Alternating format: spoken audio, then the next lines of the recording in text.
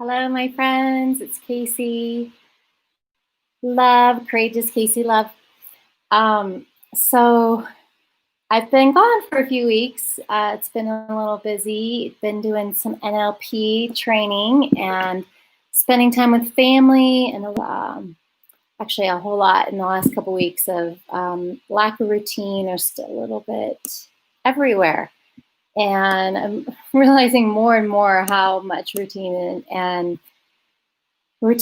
discipline, scheduling are just so important for me that I have continuing to do self-care and getting my exercise in and doing what I need to do, but I just haven't been on here video-wise. So tonight, what I want to talk about is feelings.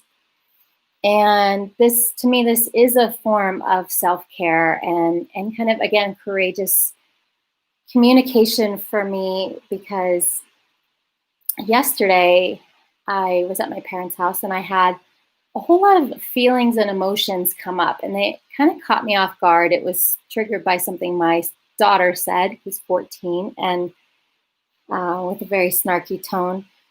But it was really kind of the straw that broke the camel's back kind of expression when it came out. And I noticed for a moment that I can't handle this. I'm going to suppress it and push it down. And then almost immediately, because I've been really focusing on just honoring what shows up in the moment, I moved my physical location in the house and just allowed it to come through.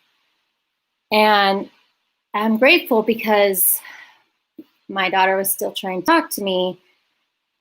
And I took a deep breath and I just asked her very kindly to come over and shared from a place of I messages, which I think is so powerful because when we have feelings that come up that can be uncomfortable, whether they're anger or sadness or any of those feelings that we often label as negative, we can often blame somebody else and point out that they made us feel a certain way, which is not true because we feel and so our buttons are pushed or something's triggered. So I very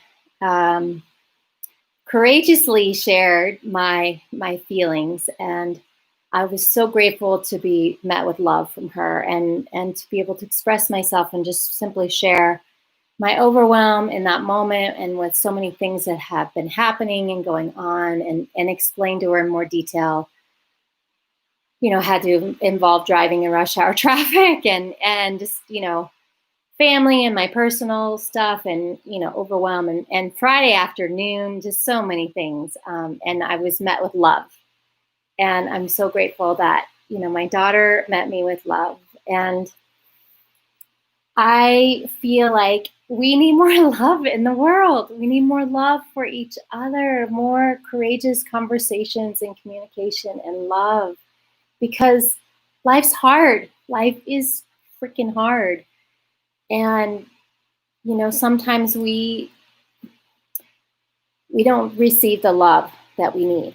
And I want to also kind of guide this into self-love because I feel like what I did is choose to love myself in that moment and give myself the love that I need. And I don't know about you, but I spent several decades trying to chase that love that I always wanted from everyone else, whether it was family or relationships or I've been working really hard at self-love, and I had a pretty pivotal point about 2 years ago, almost a year and a half, 2 years ago, where I remember I was at a teacher training as a trainer, but it was the last day, and it was pretty amazing that I had this depth of love for myself and for the group and for connecting as one, that I had this awareness, like this is the love I've been searching for my entire life. And it was really self-love. And what a gift, what a gift. And it's also an ongoing practice, right? So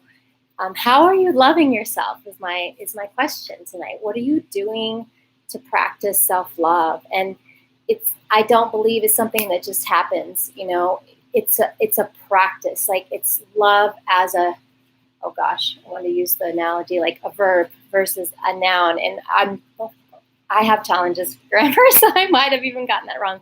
But it's an action. It's an ongoing process. It's not something that just arises. And I feel like in general, we have some misunderstandings of many of these words and feelings, because I feel like,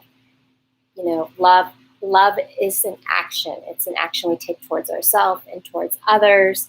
And it takes effort. It's not just effortlessness. Sometimes it is.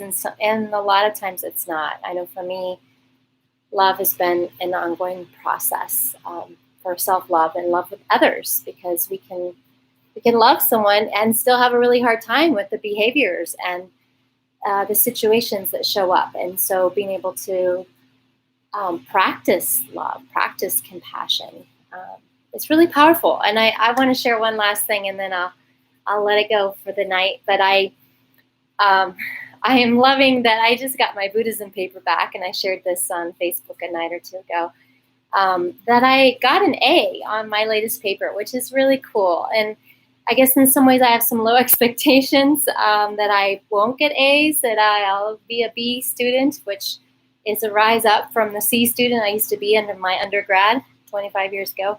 But the irony for me is that, I wrote about my journey through the 12 steps, and specifically the first 4 steps really align with the Four Noble Truths, which the paper was asking on. It was more of an essay on your experience with understanding the properties or the principles of Buddhism, which is the Four Noble Truths, up to this point in our class. And I got an A. I just love to joke that, like, yay, all my suffering finally paid off. Like, would I want to go back and experience all that suffering? Absolutely not. But I have grown and learned so much. And I personally feel like, because I had so much hate inside of me towards myself and towards my family, the world, God, everything, I have worked so hard at loving myself and turning my suffering around and finding joy and peace in it. And this is just in some ways a silly example to me of like getting an A in a class talking about my suffering. It's just ironic, because 3 or 4 months ago I was crying about a class that I thought I was going to fail, and I ended up getting, I think I got a B. I got a B on the paper, which I swore I would get a C. So anyways, yeah. What are you doing to practice self-love? Like, what does that look like for you? And love to hear your comments. Leave them in the comments section, and look forward to connecting with you soon. Namaste. Play.